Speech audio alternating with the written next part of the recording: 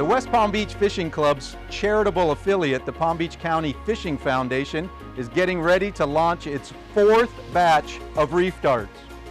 So you might be wondering, what is a reef dart? Well, a reef dart is a unique artificial reef concept where we repurpose surplus utility poles and concrete culverts, and when we push them off the barge, we get them to settle in a vertical orientation on the ocean floor, creating really high vertical profile in the water column. The high relief that reef darts create attracts all kinds of fish, not just benthic species like snapper and grouper, but also fish higher up in the water column like tunas, sailfish, and dolphin. This is the 4th year that we've been putting reef darts out off of Palm Beach County. This particular batch is going to be added to our other reef darts out in 500 feet of water due east of Palm Beach Inlet. It is actually Florida's deepest artificial reef that's been permitted by the state of Florida, and it's already attracting a lot of attention. The Reef Dart Initiative is a wonderful private-public partnership. The West Palm Beach Fishing Club builds these units and donates them to Palm Beach County. The county, in turn, pays for all of the permitting and deployment costs. We've done it 4 years now. This will be the 4th, yeah. And I've been with it right from the beginning. It's been an exciting project. It's quite unique, it's exciting, it's state-of-the-art, I guess you would call it. The community is really involved in this. We have private donors that donate not only dollars for the program, but also the materials, the surplus poles and culvert. It's a win-win for the whole community. The fishing public benefits from reef darts because we're creating new fishing locations, not only for bottom fish species, but also pelagic species. And the marine environment is the real winner here. These reef darts going out in 500 feet are basically creating a de facto protected area. It's difficult to fish at that depth, and there's not a lot of structure at that depth as well. So it's really important to help increase the habitat for some of these overfished species of snappers and groupers. Again, a win-win for everybody involved, including the fish.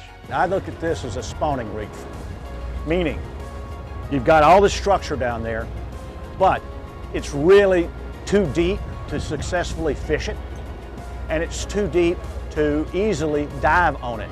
So hopefully the fish that aggregate and spawn here are not going to be, harvested quite as easily.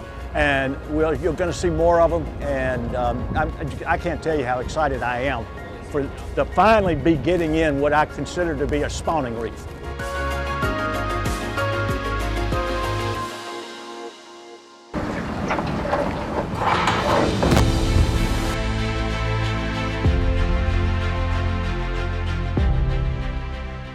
Each reef dart weighs approximately 8 to 10 tons. Some of them measure 45 feet tall. So imagine a forest of reef darts on the bottom, as high as 45 feet. That's why we're trying to create something not only for bottom species of fish, but pelagic species as well. The base of the culvert is made out of rebar and an 8-foot by 8-foot concrete pad, where the surplus culvert is inserted and becomes the collar, if you will, for the utility pole that is later inserted in a second process during the construction phase. This load of reef darts this year is approximately 400 tons of material, the reef darts and the excess culverts that we've collected. We're really excited to get this material on the bottom and see what happens. A new twist to the reef dart program this year is we've really upped our game on monitoring. Because reef darts are still somewhat experimental and sticking a pole straight up on the bottom has really never been done before, we want to make sure we know what's happening. And so we've added acoustic receivers to our reef dart sites. The Florida Fish and Wildlife Conservation Commission's Marine Lab in Tequesta, Florida is partnering with us on this effort. Over time, these acoustic receivers are going to reveal what kind of fish and other marine animals are utilizing reef dart sites. Fisheries biologist Jim Whittington can tell us a whole lot more about this unique monitoring effort using acoustic receivers and transmitter tags.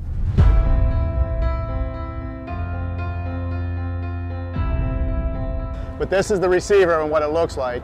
And that receiver in 500 foot has a buoy around it that will be able to automatically release it And when it comes to the top, then we'll be able to get the data from that. Now, the other part of this acoustic system is the tag. And these tags go in fish, whatever you want to monitor. There's the sharks that are monitored. We're monitoring cobia right now. They do snappers, they do groupers. This gets surgically implanted. This particular tag is a 4-year tag, so it'll last for 4 years. There's probably anywhere from 40 to 50 organizations, at least along this coast, that are doing similar things. This network is large, so we're able to cover from, say, Texas all the way up to Maine right now. This is an area that we haven't been able to monitor in the past, so now we're starting to spread our acoustic array further offshore.